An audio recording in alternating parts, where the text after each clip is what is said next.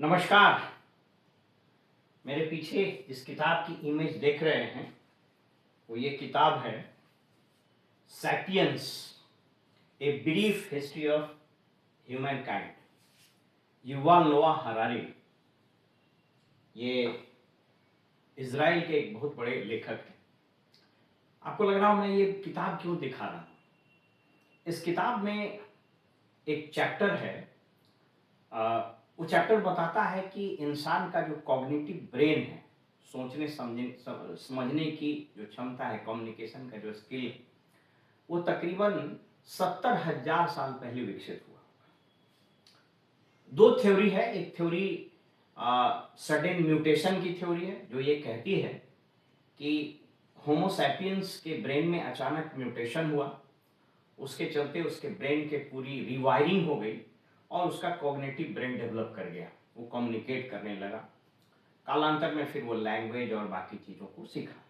लेकिन दूसरी थ्योरी जो ज़्यादा एक्सेप्टेबल मानी जाती है लेखक के अनुसार, वो ये है कि उस थ्योरी का नाम है गॉसिप थ्योरी। कहता है कि होमो सैपियंस यानी हम लोग जो इंसान हैं वो बाय नेचर गॉसिप में विश्वास करता है और उन चीज़ों पर बात करता है जो चीज़ वास्तव में एग्जिस्ट ही नहीं करता है। They believe and talk about things which actually do not exist.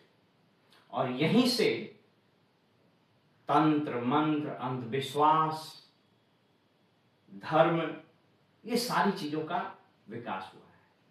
मैं इस किताब को इसलिए रेफर कर रहा हूं कि अगर ऐसा नहीं होता तो पढ़े लिखे इंसान, पढ़ी लिखी महिलाएं, लड़कियां, यह उन चीजों में कैसे विश्वास करती है जो नॉन एग्जिस्टेंट है। आपने अभी देखा महाराष्ट्र की महिला आयोग की अध्यक्ष रूपाली चाकणकर, वह एक तांत्रिक बाबा के यहां पहुंचती है।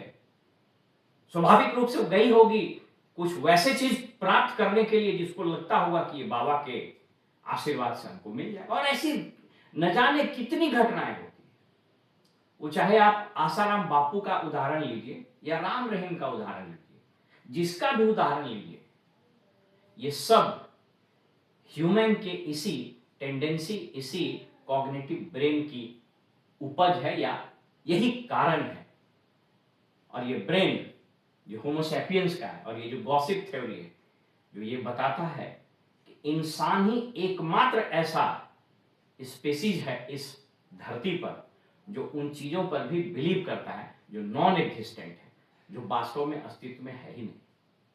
आप किसी बंदर को, किसी हाथी को, किसी जानवर को यह नहीं कन्विंस कर सकते हैं कि तुम बंदर को कहिए कि ये केला हमको दे दो और तुमको मरने के बाद जन्नत में बहुत सारा केला मिलेगा, नहीं कर सकता है। लेकिन यहां जन्नत में हूरें मिलेगी, इस लोभ से लोग आतंकवादी बन जाते हैं।